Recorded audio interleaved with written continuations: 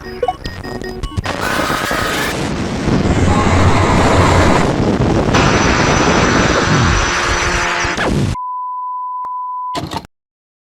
su origen en los foros de los 2000 para luego convertirse en videos virales en los 2010, los creepypastas marcaron toda una era en el terror digital, y en este video continuaremos viendo esas primeras historias de la peor a la mejor.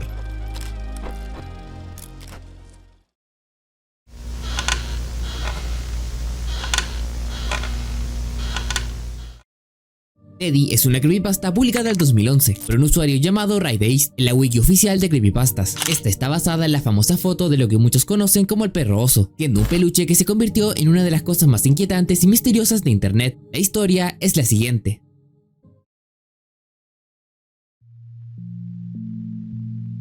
Mi hermana tenía un oso de peluche aterrador. Esa cosa tenía ojos que parecían tan reales. Era como si estuviera hecho de un oso real, y su cara era simplemente vacía e inquietante. Comencé a tener sensaciones extrañas sobre el oso cuando mi hermana lo recibió por primera vez. Ella era solo un bebé en ese momento, y yo tenía unos 4 años. Teníamos un perro, y él tenía la costumbre de morder cosas, así que mi madre siempre tenía que poner al oso en el pequeño armario en la esquina del pasillo de arriba. Cada vez que subía esas escaleras, lo veía mirarme repentinamente desde la esquina, como si me estuviera observando. Todo comenzó a ponerse realmente extraño unos 5 años después. Mi hermana había perdido interés en el oso, así que mi madre simplemente lo tiró en el viejo armario de juguetes. El único problema era que el armario estaba en mi habitación. Yo tenía 9 años, lo suficientemente mayor como para quedarme solo e irme a la cama sin ayuda. Me metía en la cama todas las noches y apagaba la lámpara. Fue entonces cuando todo se volvió aterrador. Mientras me quedaba dormido, de repente recordé que mi madre había puesto ese oso en el armario. Lentamente me di la vuelta y miré a través del cristal del armario para verlo. Mi corazón se detuvo de repente al pensar en los horrores que ese peluche me había causado, pero a los 9 años quería crecer y perder mis miedos, así que me sacudí la sensación y apoyé la cabeza en la almohada. Cuando me levanté para arreglar un poco las sábanas, noté algo que me marcaría de por vida. Allí, sentado al final de mi habitación, estaba el oso. Me quedé mirándolo durante aproximadamente un minuto. Mi corazón comenzó a latir con normalidad nuevamente. Cuando necesité bostezar, cerré los ojos. Al abrirlos, vi que el oso estaba más cerca de mi cama. En ese momento, estaba realmente asustado. Comencé a retroceder hacia la pared y miré a mi alrededor para ver si había alguna señal de que alguien había entrado. Cuando volví a mirar, el oso estaba al final de mi cama, y estaba tan asustado que casi me desmayo del miedo. Cuando parpadeé, había desaparecido. Miré a mi alrededor. Para mi alivio, no había rastro de él. Apoyé mi cabeza de nuevo en la almohada, esperando poder dormir. Luego abrí los ojos. Estaba sobre mi cabecera de mi cama, mirándome directamente desde arriba. Grité y corrí a la habitación de mis padres. Después de todo lo sucedido, mi madre escondió el oso en un mueble en su cuarto. La pesadilla parecía haber terminado.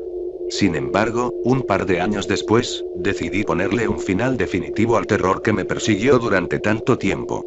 Me dirigí hacia la chimenea y la encendí. Fui hacia el cuarto de mis padres y, con un acto de valentía, agarré al oso. Lo llevé escaleras abajo y lo arrojé al fuego.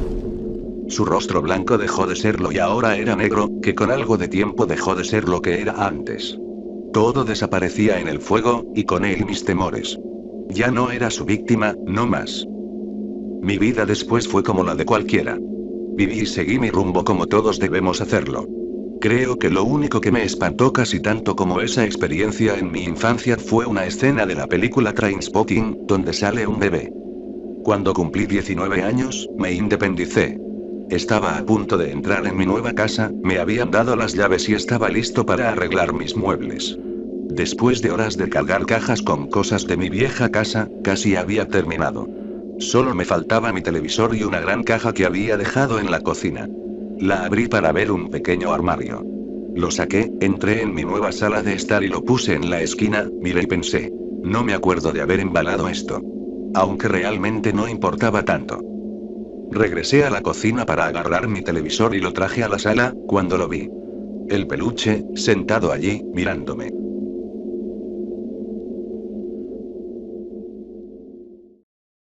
Respecto a la historia no hay mucho que decir, no es precisamente muy buena, pero la verdad me gusta la mención a la película Trainspotting.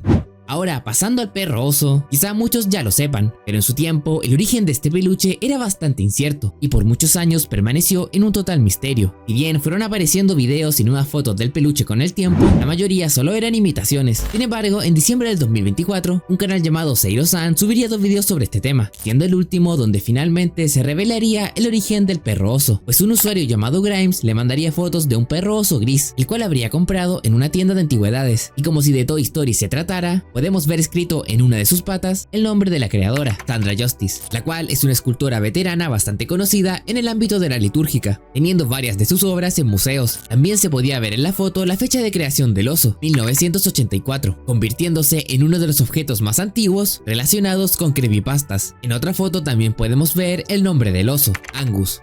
Ya con esta información se halló otro perro oso blanco, dándonos a entender que habrían varios modelos de diferentes colores, así que quizá con el tiempo pueda llegar a aparecer el perro oso café original de la foto, pero quién sabe, al menos ya sabemos de dónde provienen estos extraños peluches.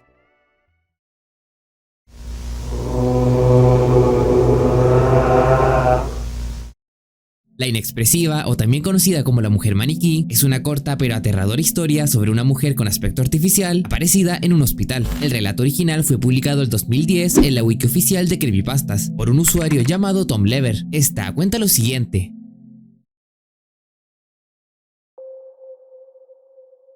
En junio de 1972, una mujer apareció en el Hospital Cedars-Sinai, en Los Ángeles. Vestida solamente con una bata blanca cubierta de sangre. Esto por sí solo no era nada extraño, pues la gente solía tener accidentes cerca y venía al hospital más cercano para recibir asistencia médica. Pero había una cosa que hacía que las personas que veían a esta mujer se aterrorizaran. Ella no era precisamente humana, se parecía a algo así como un maniquí, pero tenía la destreza y la fluidez de un ser humano normal. Su rostro era tan impecable que parecía artificial, desprovisto de cejas y lleno de maquillaje, desde el momento en que entró al hospital hasta que fue llevada a un cuarto para proceder con la sedación. Permaneció completamente tranquila, inexpresiva e inmóvil. Los doctores habían decidido sujetarla hasta que las autoridades llegaran, y ella no protestó. No pudieron sacarle ningún tipo de respuesta, y la mayor parte de los empleados se sentían bastante incómodos al mirarla por más de unos segundos. Pero, al momento en que el personal trató de sedarla, se opuso con una fuerza extrema. Los empleados la sujetaban mientras se levantaba de la cama, inexpresiva.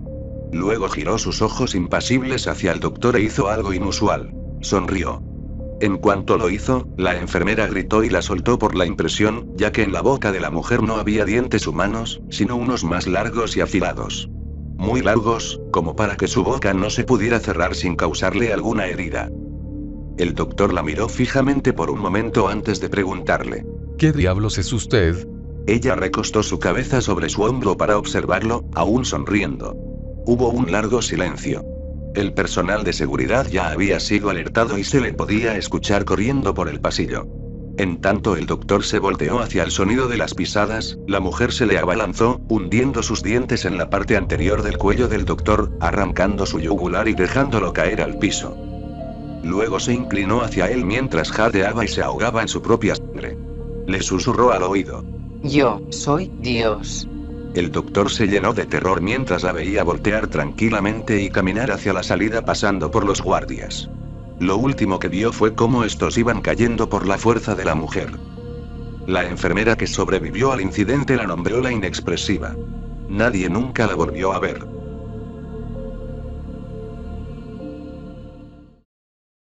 Como dije al principio, es una historia bastante corta, pero la verdad no creo que esté tan mal, pues genuinamente puede llegar a parecer una antigua leyenda urbana, aunque lo que se lleva el crédito es la foto, pues es bastante escalofriante y puede llegar a generar lo que se conoce como valle inquietante. Pero, ¿de dónde viene? Yo cuando chico en algún momento llegué a pensar que era Michael Jackson, la verdad. Pero la foto original data de 1968 y fue tomada por el difunto fotógrafo Lord Snowden para posteriormente ser publicada en su libro, llamado Assignment, el cual es un libro de imágenes con fotos de, como dice el nombre, asignaciones de trabajo, donde vemos que la foto original es de 2 estudiantes de enfermería y un muñeco de cera usado para entrenamiento. Otras fotos que a veces usan en el creepypasta son estas, las cuales pertenecen a la película Los ojos sin rostro, de 1960, donde un cirujano intenta arreglar el rostro desfigurado de su hija. Buena película, por cierto, la recomiendo. Como dato para finalizar, también hay un corto basado en esta historia, subido al canal Total Sketch en el 2013, y está bastante bien hecho, la verdad, hasta da un poco de miedo y todo.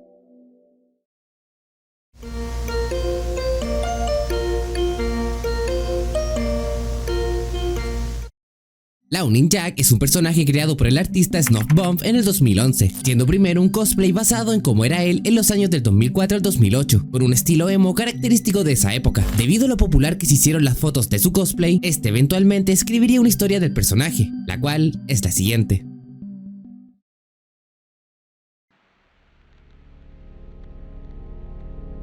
Soy una madre soltera, y vivo con mi hijo James, de 5 años. Hace unos meses, nos mudamos a esta casa buscando un nuevo comienzo. James, al ser un niño tímido y solitario, no había hecho muchos amigos desde que llegamos. A menudo jugaba solo y, aunque me preocupaba un poco, asumí que era solo cuestión de tiempo para que se adaptara. Un día, mientras limpiaba el sótano, encontré una vieja caja musical. Era de madera, con grabados desgastados por el tiempo, y tenía algo extraño que no pude definir. James bajó corriendo al sótano al escuchar la melodía distorsionada que empezó a sonar cuando la abrí accidentalmente. Sus ojos brillaban de curiosidad, y cuando me pidió quedársela, no vi nada de malo en ello, así que se la di. Nuestra vida siguió tranquila, hasta que James comenzó a hablar de un amigo imaginario. Según él, era un payaso alto que vestía un traje de rayas blancas y negras. Al principio, no me preocupó. Los niños suelen inventar amigos imaginarios para entretenerse. Todo cambió cuando comencé a notar comportamientos extraños en James. Un día encontré a su muñeco favorito destrozado en su habitación. Le pregunté qué había pasado, y él respondió: Jack lo hizo. Aunque me incomodó, decidí no darle importancia. Pero las cosas solo empeoraron. Una noche, mientras veía televisión, escuché un ruido proveniente de la habitación de James. Subí corriendo y lo encontré sentado en la cama, hablando solo. Cuando le pregunté con quién hablaba, me miró y dijo: con Jack. No le gusta que lo interrumpas. Días después, encontré un pájaro muerto en el suelo de su cuarto. Estaba completamente destrozado. James, con una expresión neutral, solo dijo: Jack quería ver cómo era por dentro. Mi corazón se detuvo. ¿Cómo podía un niño de 5 años decir algo tan macabro? Le expliqué que eso no estaba bien, y que, si continuaba haciendo este tipo de cosas, su amigo ya no podría estar más aquí. Él me respondió: Jack siempre está aquí, incluso ahora está mirándote directamente. Un escalofrío recorrió mi espalda. Revisé su habitación, pero no había nadie.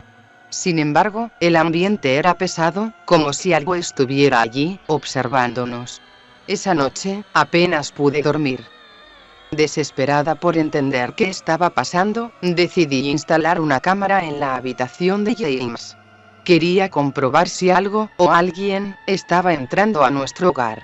Esa noche, revisé la grabación. Lo que vi me dejó helada. En la grabación, alrededor de las 3 de la madrugada, una figura apareció en el rincón de la habitación. Era alta y delgada, con un traje de rayas blancas y negras.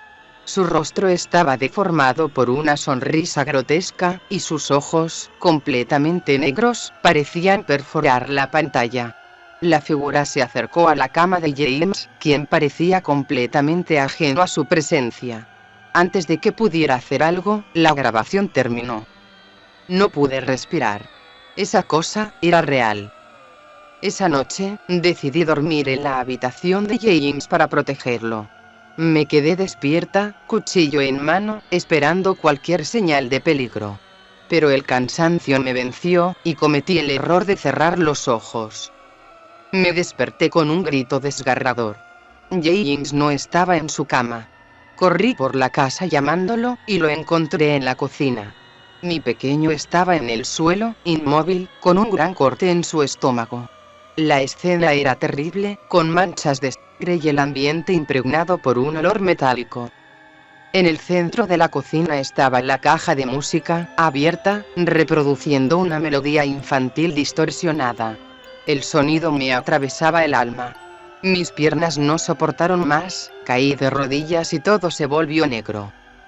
Cuando llegó la policía, les conté todo lo que sabía. Les hablé sobre las grabaciones, sobre que había alguien que se metía a la casa, pero en los vídeos no aparecía nada, solo se veía la pantalla completamente en negro. Al final no me creyeron. No encontraron huellas ni signos de entrada forzada. Para ellos, yo era la única culpable. Me encerraron en un hospital psiquiátrico, donde paso mis días recordando a James y esa horrenda criatura que me lo arrebató. Todas las noches, antes de dormir, escucho esa maldita melodía de la caja de música, junto con una risa.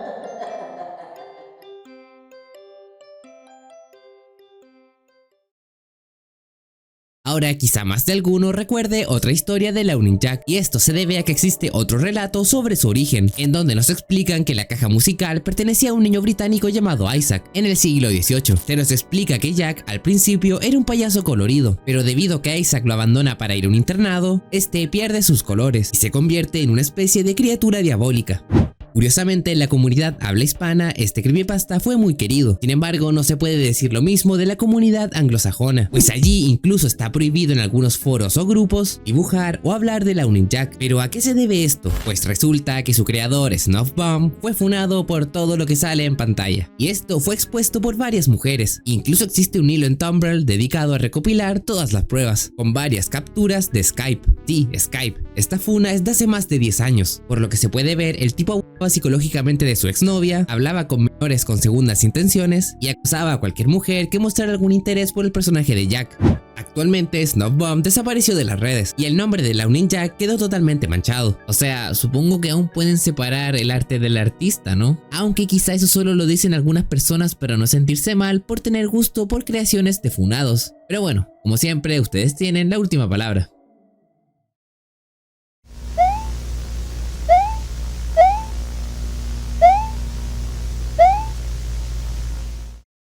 Mario es una historia publicada por un administrador de la página de Super Mario World Central. Esta cuenta la experiencia de este último jugando una extraña versión modificada de Super Mario World. La historia es la siguiente.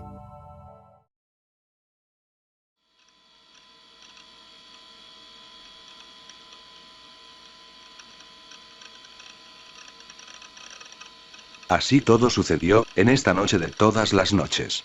Estaba aburrido y obviamente contemplando lo que pensé que podía hacer para perder el tiempo mientras charlaba con la gente en el chat de Super Mario World. Tuvimos buenos momentos y compartimos risas juntos. Fuera del aburrimiento, me decidí a patrullar la sección de los hacks en espera de ser moderados. Parece que tuvimos pocos, 33 si no recuerdo mal. Los primeros hacks que vi cuando los ordené por fecha, eran un par realmente horrible con malas capturas de pantalla, listos para ser votados. Naturalmente mostré estos hacks a los centralites actualmente en el chat de Super Mario World.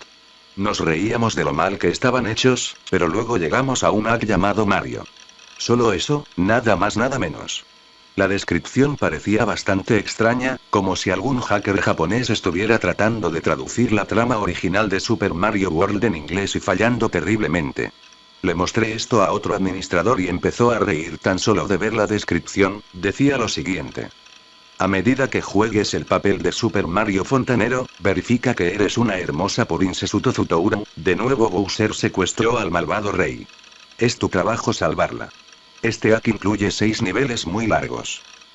Simplemente lo tomé como alguien tratando de actuar como japonés que emitió un hack basura con algunos cambios, más o menos, eso es lo que yo pensaba en un principio. La curiosidad pudo más que yo, me decidí a descargar el hack. Sin saber lo que me esperaba, ya que la única pantalla del hack era la del título con nada más que las letras Mario. Pensé que era un poco extraño, ya que no había fechas ni nada, tal como los hackers suelen hacer. Colocan sus nombres y fechas en los títulos para marcar cuando se inició el proyecto. Así que cuando abrí el hack recibí 2 archivos. Uno llamado 3007014, un simple archivo TXT de 27 kilobytes de tamaño y un archivo IPS, simplemente llamado Mario. Por alguna extraña razón yo quería ver lo que el autor del hack tenía que decir. Abrí el hack en el blog de notas, pero no había nada más que símbolos, letras indistinguibles y puntuaciones. Me parece que lo único que se parece a inglés son unas cuantas palabras. Esto es algo de lo que encontré. Para ser honesto, no sabía qué pensar. Creí que era simplemente perder mi tiempo haciéndome encontrar algún texto en ese conjunto sin sentido. Eso, estoy dispuesto a apostar a que nadie va a ser capaz de darle sentido. Mi interés estaba creciendo de manera constante, entonces procedí a mover la ROM y el parche IPS a la carpeta con el hack. Parché la ROM sin saber qué esperar y rápidamente lo arrastré a SNES, comenzando a jugar lo que yo pensaba iba a ser una porquería en forma de una imagen de ROM. Me di cuenta en el arranque que el autor se había tomado el tiempo para cambiar el encabezado de su hack. En el lugar del habitual Super Mario World que normalmente verías al arrancar un ROM en SNES, tenía solo las letras Mario.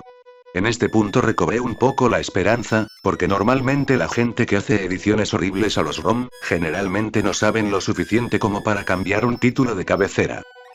El color normalmente brillante y feliz de Mario, lucía, ¿cómo puedo decirlo?, aburrido. Al presionar inicio y seleccionar un nuevo archivo, al igual que en un montón de otros innumerables hacks de Mario que he jugado, había una especie de pantalla de introducción. Empecé a leer, y en su mayor parte el mensaje se mantuvo igual, pero había un factor clave que lo hizo interesante. Al parecer, el antagonista principal de este hack no era en absoluto Bowser, era Mario. El mensaje decía lo siguiente. Bienvenido. Esta es la isla del dinosaurio. En esta tierra extraña nos encontramos con que la princesa Toadstool está perdida. Parece que Mario lo hizo otra vez. He jugado incontables hacks y visto muchos mensajes de introducción diferentes, pero este realmente sobresalía. Presioné el botón de inicio en mi control para finalmente llegar al mundo y comenzar mi viaje. Al entrar en el supramundo, todo parecía normal. Los mismos patrones de nivel, misma música antigua, pero los nombres eran diferentes. En lugar de mencionar Yoshi's House, ahora era simplemente Yoshi's. Era extraño, sin embargo, empecé a perder la esperanza en el hack porque casi nada había cambiado al original. Tenía la esperanza de ver algo nuevo. Bueno, por desgracia para mí, se cumplió mi deseo. Cuando entré al nivel, todo había cambiado. No había nada más que el cuadro de mensaje. Me decidí a golpearlo. Se abrió, el mensaje que esperaba estuviera se sustituía con lo que parecía código binario. Aparentemente decía, blog de notas. De todas formas, después de esto mi nivel de interés en el hack se disparó, y con ella mi paranoia. Así que, decidí ir por la izquierda. Cuando entré en el nivel, todo parecía ser igual, excepto por el hecho de que el pequeño Koopa que se deslizaba en las repisas, ya no estaba allí y tampoco el Banzai Bill. La moneda del dragón seguía allí, sin embargo, por alguna extraña razón yo no era capaz de recogerla, o, mejor dicho, a ninguna de ellas. El autor se aseguró de eso. También me di cuenta de que había un bloque marrón cerca del punto donde el Banzai Bill normalmente aparece. Ahora me preguntaba por qué las cosas eran así, haciéndome pensar sobre el mensaje en la introducción. ¿Mario había hecho algo con anterioridad a la Tierra de los Dinosaurios? ¿Fue este el punto de vista de Bowser? ¿Qué hizo Mario? Mi mente se llenaba de pensamientos en ese momento. Dejando de lado eso, me aventuré más en el nivel, solo para encontrar que todos los bloques, básicamente, habían sido golpeados, las monedas se habían recogido, no había enemigos, y no podía ya bajar por las tuberías. Eventualmente encontré un cuadro de mensaje, que no me sorprendió, todavía estaba en el nivel. Al golpearla, fui recibido con la misma caja negra otra vez. El mensaje fue: punto de asesoramiento. Te odio. Hasta entonces pensé que las cosas estaban empezando a darme la sensación de que el autor era una persona retorcida y trastornada, y que yo tenía razón sobre que Mario debió haber hecho algo.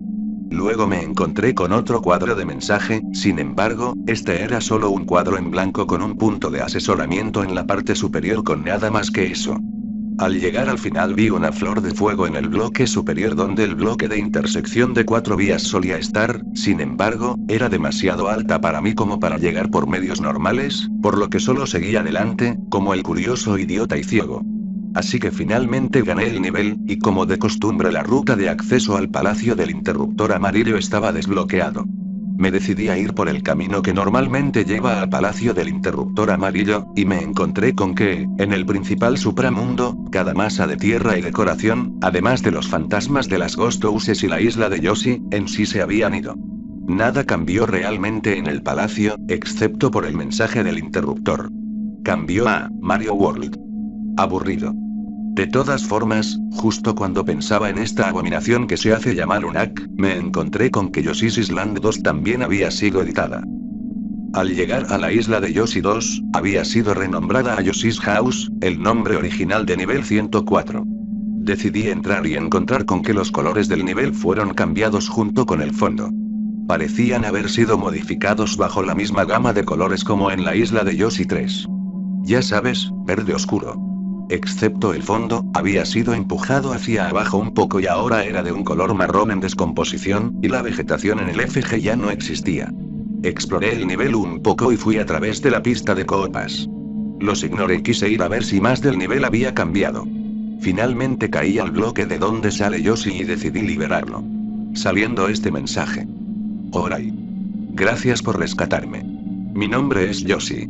En mi búsqueda de mis amigos, Mario me atrapó en ese cascarón. No muy lejos de allí. Encontré otra caja de mensaje, en el mismo sitio en el que siempre debió estar. El mensaje decía lo siguiente. Pero ¿hay algo que pueda hacer para cambiar tu opinión? ¿Qué demonios significa esto? Parecía como si Yoshi estuviera hablando por los cuadros de mensajes. A medida que avanzaba aún más, me di cuenta de que tenía razón, toda la vegetación ya se había ido, y no quedó nada en absoluto, salvo unos cuantos enemigos, incluso las tuberías se habían ido. Me encontré con otro cuadro de mensaje. Como todas las otras veces antes, me decidí a golpearla. Punto de asesoramiento, este es el egoísmo. ¿Egoísta? ¿Me llama egoísta por seguir jugando el AK a pesar de las advertencias? ¿Mario hizo algún tipo de decisión egoísta de la cual se benefició? Cerré el cuadro del mensaje y una vez más me dirigí al área con los topos que parecía ser el mismo, excepto por el hecho de que el bloque que solía estar allí se había ido junto con las nubes felices, así como las monedas dragón. Esto me hizo sentir triste, por decirlo menos, no era tanto miedo, sino que estaba deprimido, es una sensación que no puedo explicar. Así que yo y Yoshi, abrimos la siguiente ruta de acceso en el supramundo. También fue cambiado. Lo que antes era la isla de Yoshi 3 parecía más bien la isla de Yoshi 7. Entré en el nivel. Me dieron la bienvenida con un fondo negro sólido y azul, el suelo era de color gris. El lugar parecía congelado, sin vida y estéril. Solo un tramo alejado de la tierra sin nada más en absoluto. Rápidamente perdí el interés y terminé el nivel, aunque esto era lo que parecía ser el nivel más vacío y espeluznante en el juego, se puso mucho peor. Con el nivel logrado, un nuevo camino se abrió. La isla de Yoshi 4 simplemente significaba salir ahora. Dudé de si me gustaría dejar de jugar, pero mi interés me permitió seguir adelante. Procedí en el nivel. En su mayor parte, todo parecía igual, salvo porque ya no había agua que me salvara de caer sin que usara a Yoshi como sacrificio. El nivel también carecía de todos los enemigos. Cuando llegué a una zona que parecía demasiado lejos como para saltar, me di cuenta de que podía simplemente caminar a la derecha a través del aire, por lo tanto, la necesidad de utilizar a Yoshi como un sacrificio fue descartada. Es evidente que el AK quería que yo lo conservara. Tuve la oportunidad de llegar a la tubería que conduce generalmente al nivel de salida. Entré y me pareció que la habitación era exactamente la misma, todo en el lugar exacto y sin editar, o eso creía. El cuadro de mensaje una vez más rompió ese breve momento de alivio de que había ganado al entrar en la tubería. Comenzaba a cuestionarme si debía seguir adelante para ver cómo terminaba, o dejarlo mientras aún tenía un poco de sentido común. El cuadro de mensaje era algo indistinguible, y yo no podía realmente tomarle sentido. Lo obtienes si cortas el al final. Si recoges, puedes. Un mensaje sin sentido. Con el nivel hecho, la ruta de acceso al primer castillo abrió sus puertas, ahora renombrado de Castillo de Iggy 1, regresa 1. Decidí ignorar por completo el nombre del nivel, solo quería terminar con esto y acabar de una vez para siempre.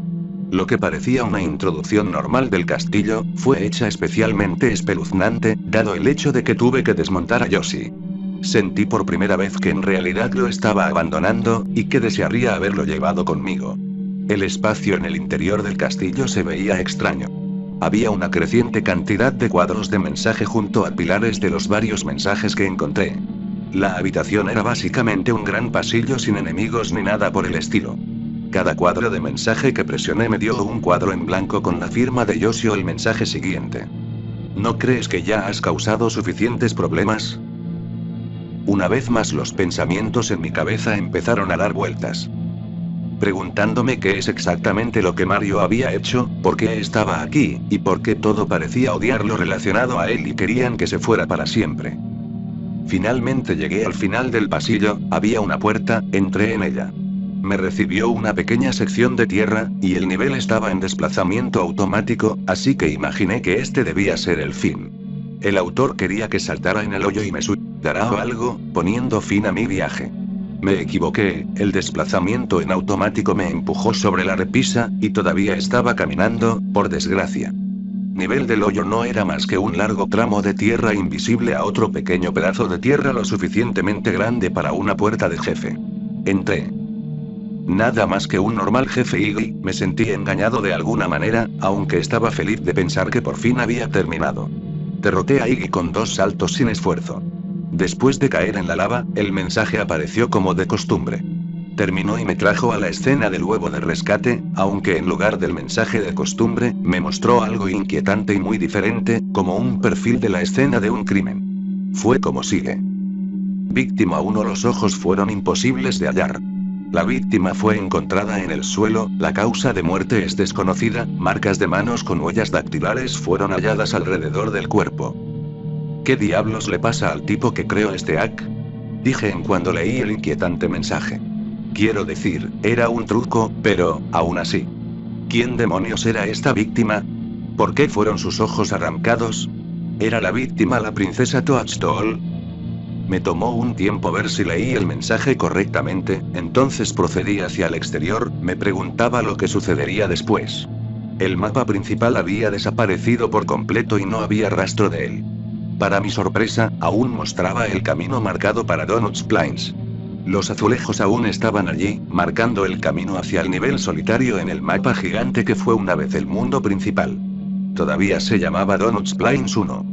Pensé que finalmente terminaría una vez más, pero cuando entré en el nivel pude ver que al igual que anteriormente estaba equivocado.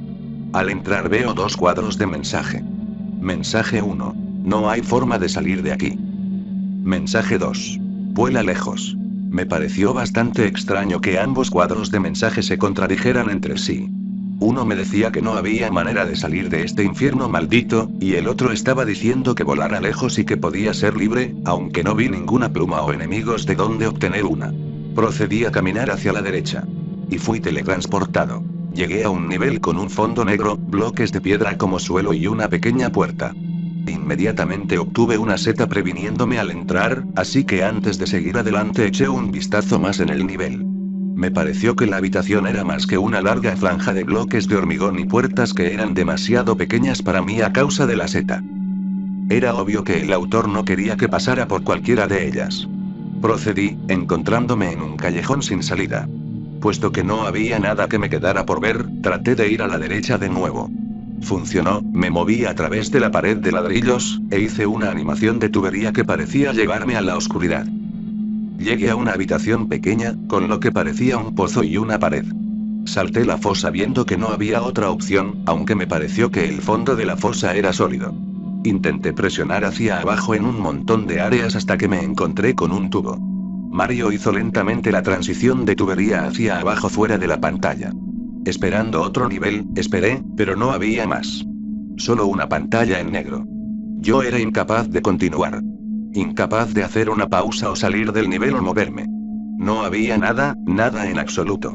Esta era la representación de videojuegos de la muerte, un accidente. Mario había muerto. La pesadilla había terminado, compartí rápidamente mi historia con el resto de SMWC, y escribí esta documentación. Este hack, siendo el primero de su tipo en llegar a SMW Central, por supuesto, ganó mucha atención.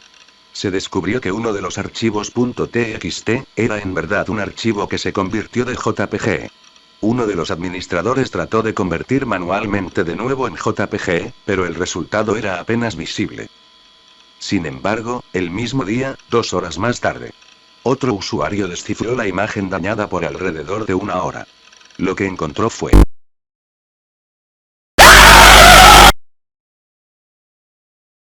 Algo que siempre me gustó de este creepypasta es que, como dice la nota del principio, esto es real. Aún puedes encontrar los posts en el foro de Super Mario World Central del 2010 donde Adam cuenta lo ocurrido, y por muchos años la gente creyó que este room hack nos narraba algo turbio ocurrido en la vida real. ¿Acaso la descripción de la víctima junto con la extraña foto son alguna especie de confesión sobre algún horrible crimen? Pues no. Si bien el usuario llamado Mario, quien publicó el room hack, siguió publicando otros archivos igual de raros que parecían continuar la historia del primero, no hace falta realmente explicarlos, debido a que no significan nada. Pues como podemos ver en este comentario de un video que dejaré en la descripción, esta persona afirma ser el creador del room hack y básicamente nos dice que lo creó por aburrimiento cuando tenía 14 años, sin tener una historia clara y poniendo cosas de terror al azar que le gustaban. ¿Y cómo podemos saber que realmente es él? Pues al final del comentario nos deja un video donde podemos ver de dónde sacó lo de Víctima 1 y la extraña descripción. Este video se subió meses antes del room hack, así que sí, este es el origen. Al parecer, nunca pensó que la gente relacionaría esa extraña descripción con esta imagen, la cual, por si se preguntan su origen, es una edición de una foto del vocalista Kyo de la banda de metal japonesa Diren Grey. Y de hecho, la imagen editada ni siquiera fue creada por este usuario, sino que ya existía desde el 2009 y proviene de un hilo de 4chan en el tablero de X. Así que en conclusión, todo esto no significa nada. Sí, bastante decepcionante. Pero bueno, eso es parte de crecer, supongo. Al menos ya sabemos el contexto. And remember, Mr. Bear loves you. 1999, o también conocido como Caledon Local 21, es un relato creado por Camden Lamont y publicado el 2009 en su página de Blogger. Este nos cuenta sobre un misterioso canal y show infantil llamado La Caverna del Señor Oso, transmitido en el bizarro verano de 1999. La historia decía lo siguiente. el año 1999. Esta oración me lleva de regreso al jardín de niños cuando tenía 5 años, donde solíamos leer la fecha en la pizarra todos los días. Sin embargo, el año 1999 existe como una mancha en mi mente, como un recuerdo que no desaparecerá sin importar cuánto trate de olvidarlo. Todo comenzó con ese nuevo o antiguo televisor. En ese momento, Pokémon era la última moda en la escuela. Las cartas Pokémon y también su popular programa de televisión. Cada vez que llegaba a casa desde la escuela, me quedaba pegado a la televisión hasta que Pokémon aparecía a las 5. El único problema era que mi papá veía las noticias a las 5:30, y los episodios de Pokémon eran consecutivos, lo que significaba que tenía que perderme un episodio todos los días, algo de lo que me quejaba sin parar. Mi papá se cansó de escuchar mis quejas cada día, por eso fue y compró otro televisor, el cual colocó en mi habitación. Desafortunadamente, era solo un viejo y pequeño televisor de tubo, incluso con orejas de conejo. También solo tenía 20 canales disponibles, sin incluir el canal en el que transmitían Pokémon. No obstante, recuerdo que no me importaba, estaba encantado de tener mi propia televisión. Pasaron meses hasta que descubrí el canal 21. Un día de abril, estaba cambiando de canales tratando de ver si Pokémon estaba al aire, y presioné el canal 21 en el control remoto, esperando que hubiera más canales y, para mi deleite, los había. Mi papá también estaba sorprendido, pero me dejó verlo porque parecía tener programas para niños. El canal se llamaba Caledon Local 21, y luego descubrí que en realidad se transmitía desde Caledon, en Ontario, un pueblo muy cercano a mi ciudad. Los espectáculos parecían mal hechos y nunca entendí lo que sucedía en ellos la mitad del tiempo. Este canal solo operaba entre las 4 de la tarde y las 9 de la noche. Esto es lo que recuerdo haber visto. La caverna del señor oso, episodio 12. El programa presentaba a un hombre con un disfraz de oso que llevaba a un nuevo visitante a su caverna todos los días. Siempre se trataba de un niño. El programa fue filmado con una videocámara y tampoco era que tuviera buena calidad. La policía me hizo muchas preguntas sobre este episodio. Todo comenzó con el señor oso sentado en una mesa jugando solo a las damas. Se quedó allí jugando un rato hasta que llamaron a la puerta. La cámara estaba mirando desde las escaleras hacia la puerta, donde hubo otro golpe. El señor oso subió las escaleras y abrió la puerta para revelar a 2 niños pequeños. Uno de mi edad y el otro, una niña de unos 8 años. El señor oso bailó de alegría y luego comenzó a hablar con los niños. No podía escuchar muy bien a ninguno de ellos. Recuerdo que el señor oso solo llevó a los niños al sótano, que estaba bastante oscuro, iluminado únicamente por una pequeña lámpara de aceite en la mesa.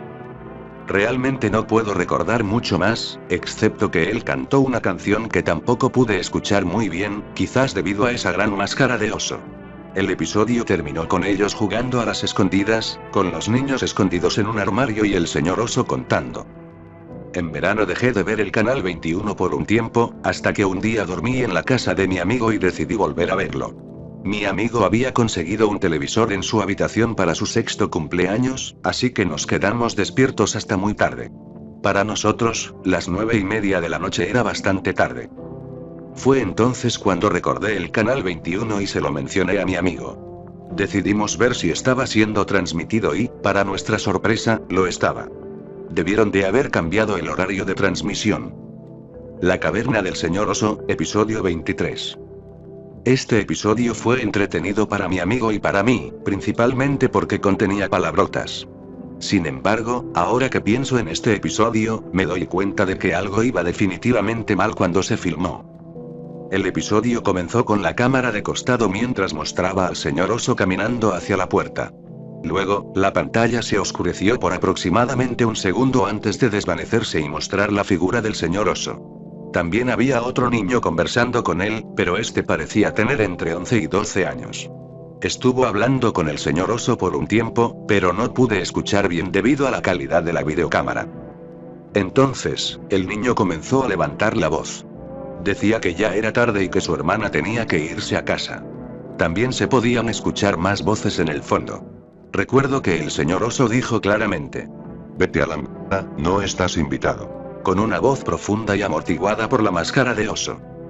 Recuerdo que mi amigo y yo nos miramos y nos reímos al escuchar la palabra prohibida, pero el episodio se volvió más extraño. El niño comenzó a subir las escaleras antes de girarse y decir que iba a llamar a la policía. El señor oso comenzó a correr hacia el niño, que también empezó a gritar y correr. El vídeo se cortó, y ese fue el final del episodio. El canal se convirtió en estática poco después. No quise ver el canal 21 después de eso. No obstante, en agosto tuve más curiosidad por ver la caverna del señor oso. Por alguna razón, el último episodio que vi del señor oso fue extraño y tuvo palabrotas, lo que también me hizo pensar que el programa estaba destinado para adolescentes. La caverna del señor oso, episodio 28. Aparentemente, este episodio se había estado reproduciendo durante todo el mes de agosto y fue investigado por la policía. Todo el episodio mostraba solo al señor oso sentado en una silla, hablando con el público. Hola, niños. ¿Quieren visitar mi caverna? Si es así, escríbanme una carta a esta dirección. La pantalla cambió a una imagen blanca con letras multicolores que indicaban la dirección. Y eso fue todo lo que quedó para el resto del episodio. Se repitió durante 5 horas todos los días hasta que llegó septiembre. Y adivina lo que hice. Envié al señor oso, o más bien, a ese bastardo enfermo, una carta. Lo hice principalmente por curiosidad. Mi padre estuvo de acuerdo porque pensó que era un espectáculo infantil legítimo. Pero, de nuevo, nunca vio nada de lo que había en el canal 21. Así que escribí una carta usando mi mejor ortografía posible. Creo que decía cómo quería conocer al señor oso. Entonces, mi papá envió la carta a la dirección que el señor oso dio en el programa. Me tomó cerca de una semana obtener una respuesta, lo cual me sorprendió. Todavía tengo la carta que recibí el 15 de agosto de 1999. La carta decía: Querido Elliot, muchas gracias por tu carta. Me encantaría tenerte en mi caverna. Jugamos juegos, miramos películas y acampamos en medio del bosque. Ven a mi casa en Caledon, Ontario, Canadá. Espero divertirme contigo. Con amor, el señor oso. No puedo creer que mi padre nunca haya encontrado esto extraño, porque en realidad me llevó a la casa. Y entonces fue cuando la policía se involucró. Esas preguntas interminables, esas fotos de niños aterrorizados, el bosque y eso me lleva a por qué estoy escribiendo este blog. Aparentemente, este programa de televisión que miraba estaba destinado a atraer niños a la casa del señor oso. Lo que él hizo conmocionó a toda la ciudad. La casa estaba realmente en las afueras de la ciudad, entre las amplias tierras de cultivo. Todavía recuerdo esa casa. Parecía ser una granja mucho más antigua que el resto, construida a principios del siglo XX. Todas las ventanas estaban tapiadas, y la casa aparentaba estar en mal estado.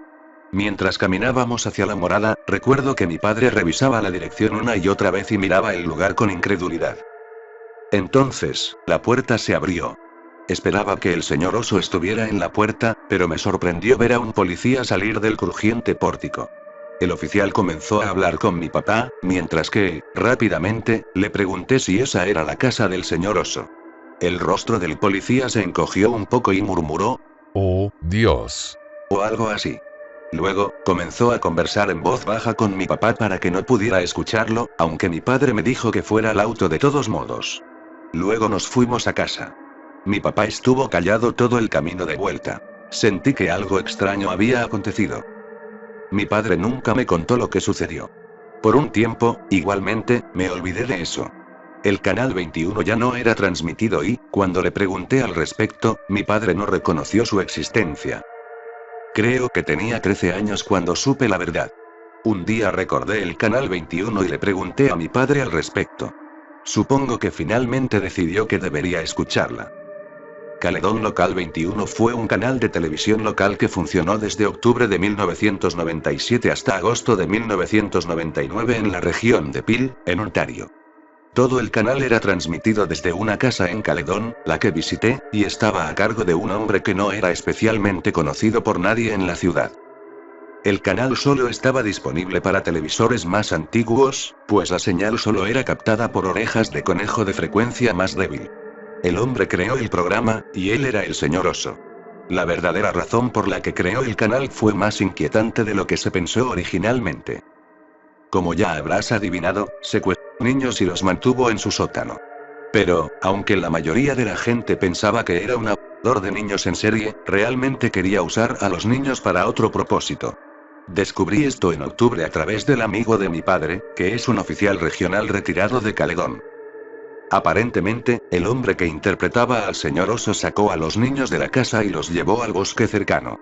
Lo que hizo allí, la policía no está exactamente segura de cómo sucedió, pero se encontraron 16 cuerpos carbonizados de niños de entre 4 y 13 años en una zanja de 15 por 15 pies en las profundidades del bosque. El día que llegué, el hombre había huido de su morada la noche anterior, el día antes de que la policía entrara para su investigación. Yo no fui el único que estaba mirando el programa.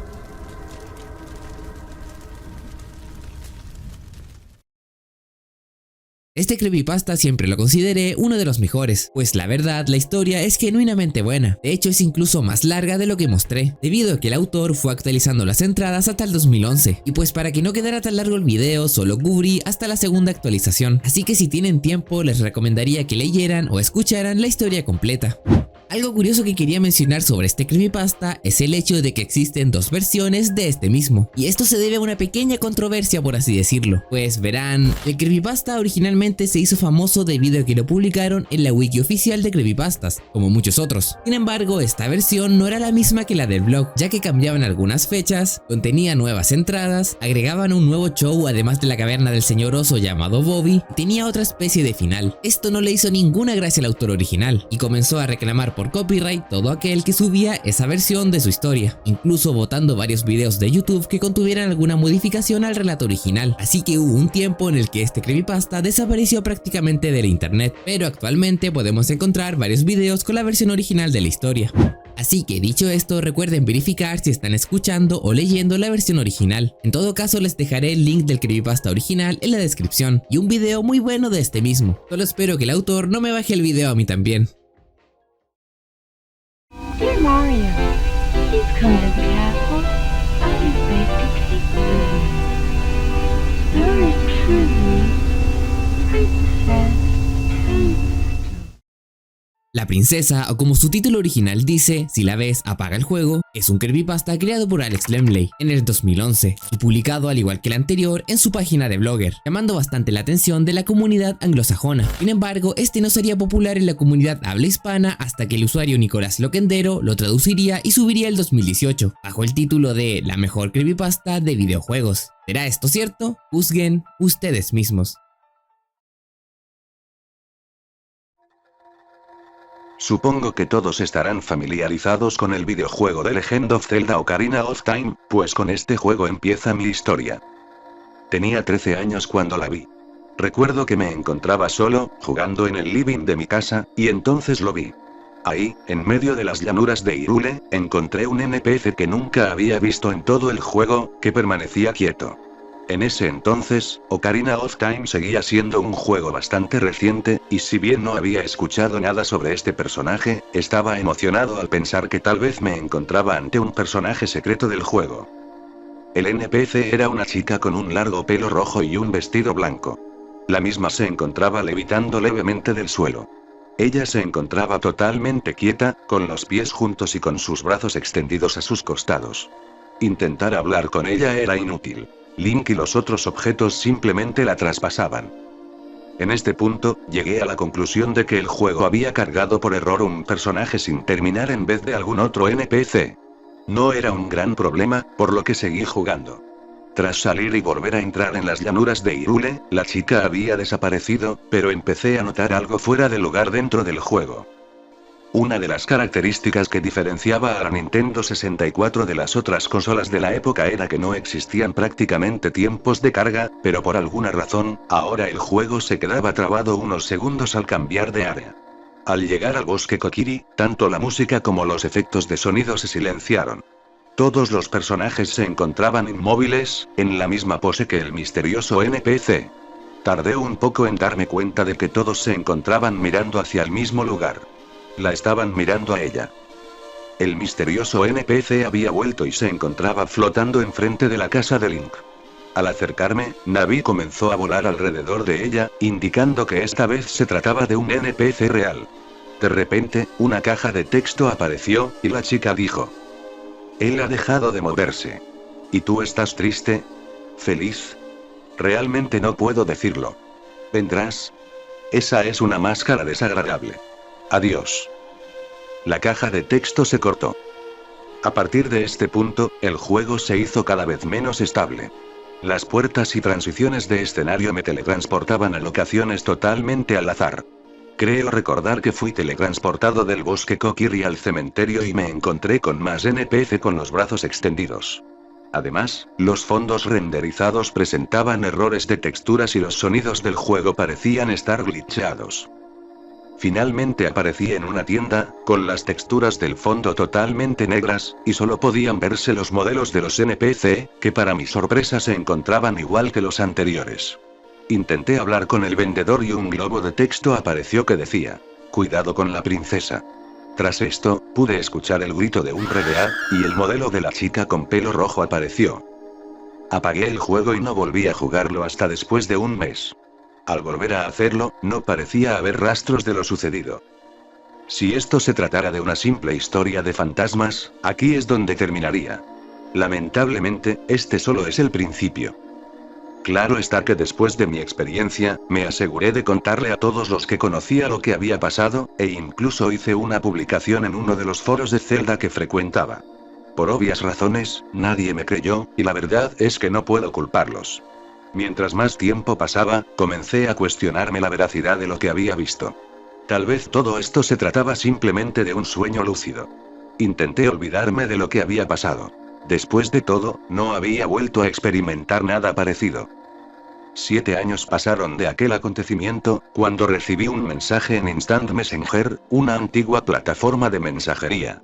No estás solo. Gracias, tú eres.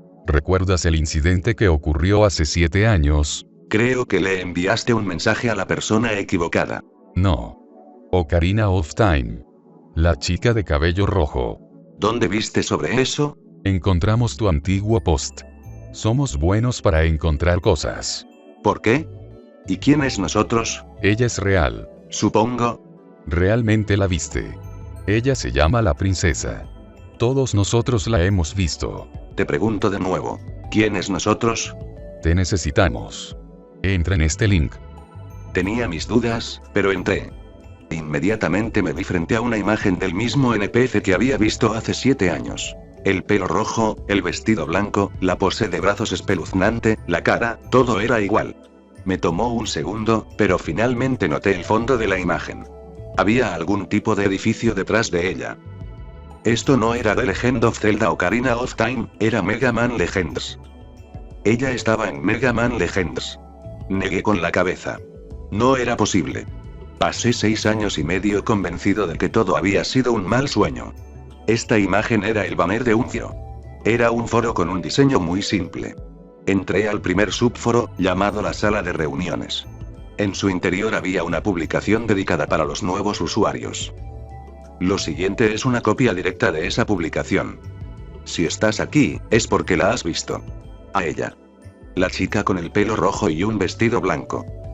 Ella se te apareció en un juego que estabas jugando. Tal vez recientemente, tal vez hace años.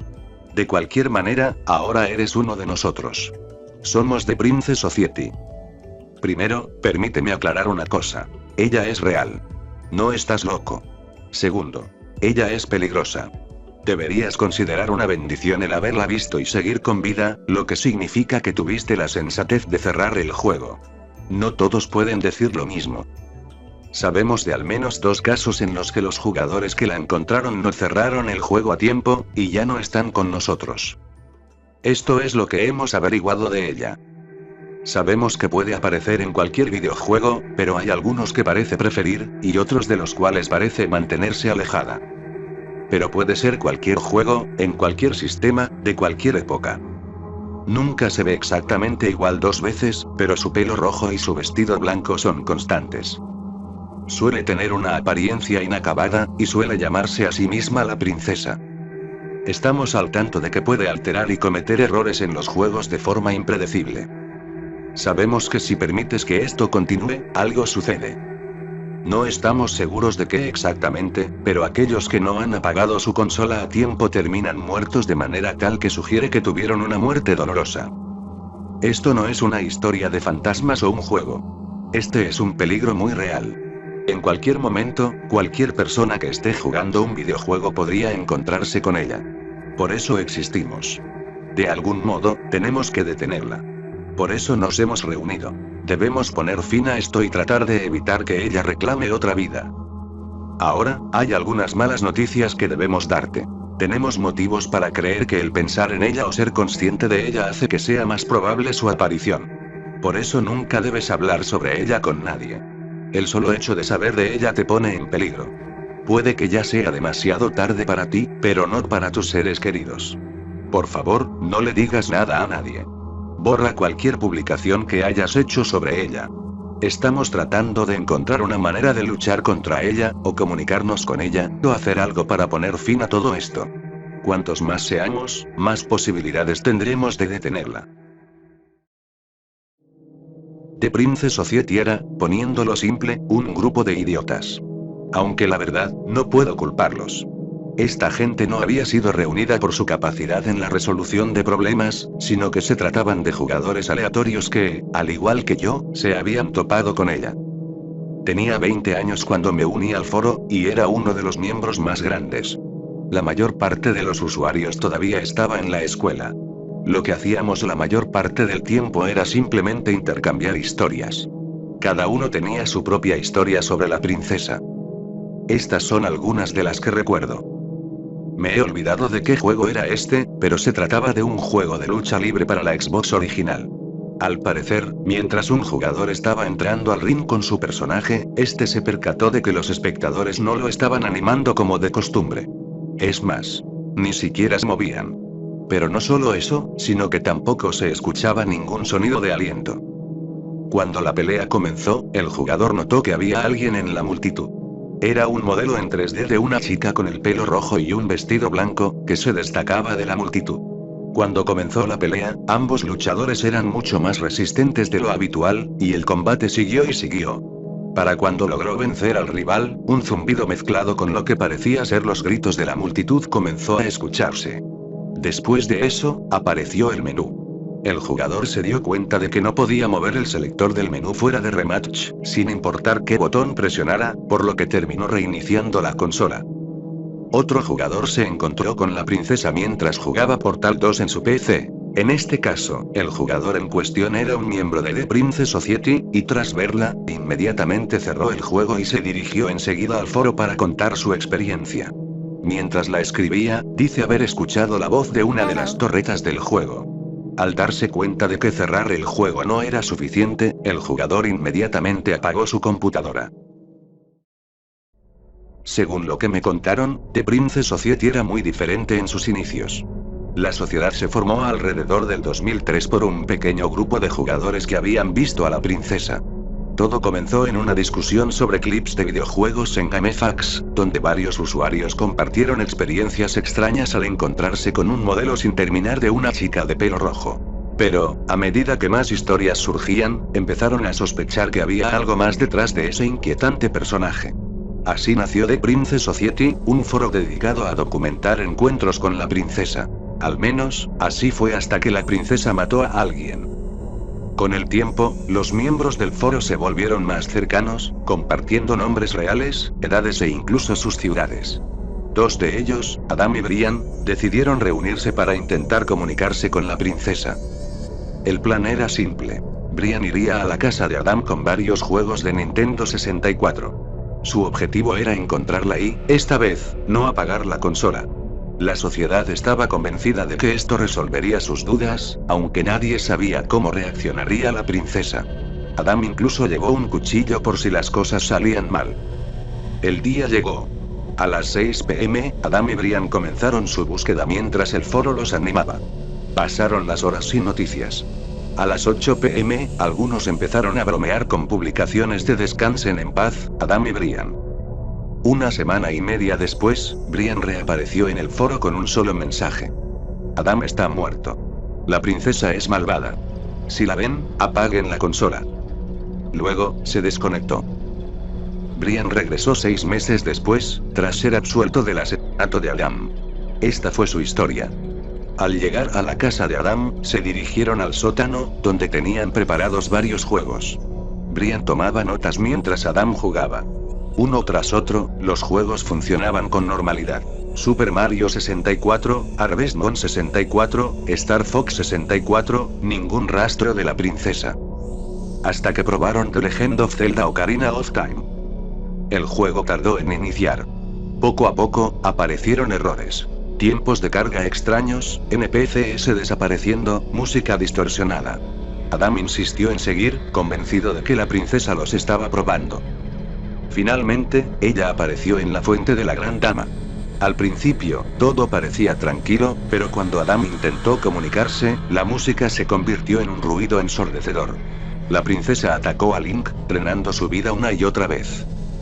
Adam, enloquecido, comenzó a contraatacar. Usó bombas para acorralarla, espadas para golpearla, y cada vez que ella caía, el juego se volvía más caótico. Brian, aterrado, quiso apagar la consola, pero Adam lo detuvo con un cuchillo en la mano. Horas después, la madre de Adam lo encontró muerto en el sofá. Su cuerpo estaba destrozado, huesos fracturados, moretones por todas partes, y una caja torácica colapsada.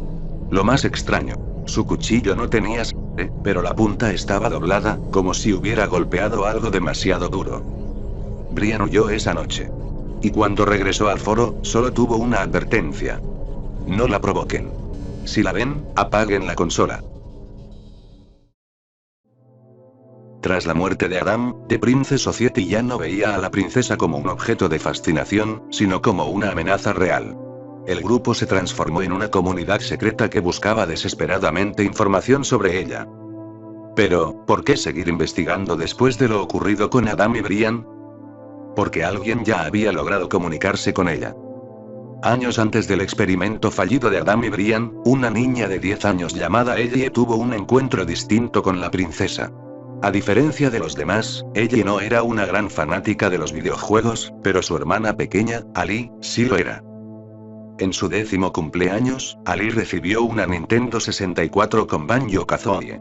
Aunque ella no jugaba mucho, le encantaba escuchar las historias de su hermana y ver sus dibujos de los personajes. Hasta que un día, apareció un personaje nuevo en los dibujos de Ali. Una niña de pelo rojo y vestido blanco, escondida detrás de un árbol. ¿Quién es ella?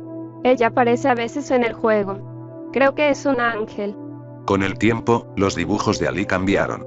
La princesa aparecía cada vez más, mientras los otros personajes desaparecían. Lo más inquietante, nunca le dibujaba una cara. Ella no está terminada todavía. Pero las cosas empeoraron. Ali comenzó a hablarle a la pantalla en voz baja y a dibujar obsesivamente a la princesa. Un día, ella la confrontó. ¿Por qué dibujas tanto a la princesa? Ella dice que si la dibujo, dejará de lastimarme. ¿Lastimarte? ¿En el juego? Sí, cuando se enoja, me lastima. Pero es solo un juego, creo que deberías dejar de jugar. Ella es real. No puedes obligarme a dejar de jugar. Una noche, ella se despertó y encontró a Ali llorando en su puerta. Tuve una pesadilla. La princesa me mostró de dónde viene. En su sueño, había visto un lugar aterrador. Un reino roto, sin cielo ni agua, lleno de figuras blancas sin rostro. Cuando no juego con ella, tiene que volver allí y se enoja mucho. No puedo dejarla. Ali corrió a su habitación y encendió la consola. Al día siguiente, sus padres la llevaron a un psiquiatra. Los medicamentos la convirtieron en una niña callada y retraída. Ya no jugaba, ni siquiera tocaba su Game Boy. Hasta que un sábado, Ali no apareció para cenar. Ella la encontró en la sala de juegos, muerta. Su cuerpo estaba cubierto de moretones, cortes y ronchas, igual que el de Adam. Pero a diferencia de él, no había señales de lucha. Esta es la parte más importante de la historia, aunque difícil de verificar. A fines de los 90, una pequeña compañía desarrolló un juego llamado Hero Princess. El personaje principal era la princesa, una NPC con inteligencia artificial diseñada para acompañar al jugador. El creador, el señor Carver, estaba obsesionado con ella. Pasaba horas dibujándola. Una joven de pelo rojo y vestido blanco. Quería que fuera un personaje nunca antes visto en los videojuegos, donde cada jugador tuviera una experiencia distinta con ella, dependiendo de su modo de juego, diálogos y decisiones. Es decir, algo único e irrepetible. Ese juego lo era todo para él. Pero a medida que el proyecto avanzaba, sus dibujos se volvieron más oscuros. La princesa lloraba, gritaba, suplicaba. El juego fue cancelado porque la inteligencia artificial de la princesa era algo imposible de implementar bien en esos años. Carver, destrozado, se suicidó. Su apartamento estaba cubierto de dibujos de la princesa. En los últimos bocetos, no tenía rostro. Aunque el juego se canceló, los archivos de la princesa quedaron en el código. Los testers reportaron errores extraños. La princesa aparecía en lugar de otros NPC. A veces hablaba con frases no programadas. Una tester, Gina, se desmayó tras dibujarla y renunció gritando. El productor ejecutivo ordenó borrar todo rastro de la princesa, pero el juego ya estaba condenado. Dan, un ex-tester, le contó esta historia a The Princess Society. Él sabía que la princesa era real. Y ahora, quería enfrentarla. La historia de Dan lo convirtió en una leyenda dentro de The Princess Society. Él había estado allí desde el principio, y si alguien conocía la verdad sobre la princesa, era él. Pero Dan guardaba un último secreto. Medio año antes, publicó un mensaje titulado Fin del juego, donde reveló su descubrimiento más importante. La princesa puede entrar en los videojuegos, pero no puede salir por voluntad propia. Nunca la hemos visto abandonar un juego sin que alguien apague la consola. Eso es su debilidad. Dan había logrado atraparla. Jugando Ocarina of Time en su GameCube, esperó a que apareciera y luego apagó la pantalla, dejándola atrapada en el juego. Pero no era una solución permanente. Escucho ruidos en la consola. Ella está intentando destruirla desde dentro para escapar. Esa noche, Dan inició una transmisión en vivo. Quería que todos lo vieran. El juego estaba corrupto. Texturas glitcheadas, música distorsionada, modelos deformados. Un mensaje apareció. Da la vuelta, compañero. No deberías estar aquí. Amor y besos para Daniel. Dan se rió, como si entendiera algo que los demás no. Mientras exploraba, el mundo del juego se volvió más grotesco. Criaturas hechas de modelos fusionados, un pasillo infinito con obeliscos blancos, NPC inmóviles, con los brazos extendidos. Sin embargo, Dan reconoció algunas de las estructuras a pesar de su aspecto glitchado. Eran del juego Hero Princess. Al parecer, el plan de la princesa era recrear su mundo olvidado a través de Ocarina of Time. De pronto, la princesa apareció al lado de Link. Vete a la mierda. Gritó Dan. La pantalla se apagó. En el audio, se escucharon golpes y gritos. Luego, silencio. Minutos después, The Princess Society colapsó. Los banners desaparecieron, los nombres de los subforos se volvieron caracteres aleatorios, temas nuevos aparecieron, con títulos crípticos. La princesa nunca estuvo solo en los juegos. Ella estaba en el foro todo el tiempo. En cada imagen subida, en cada vídeo publicado, en cada dibujo compartido, cada vez que la veían, le daban más poder. No era un fantasma, no era un virus, era una idea. Y las ideas no mueren. Si lees esto, ahora eres un objetivo para ella. No intentes luchar. No intentes entenderla. No investigues. Hay una sola regla. Si la ves, apaga el juego.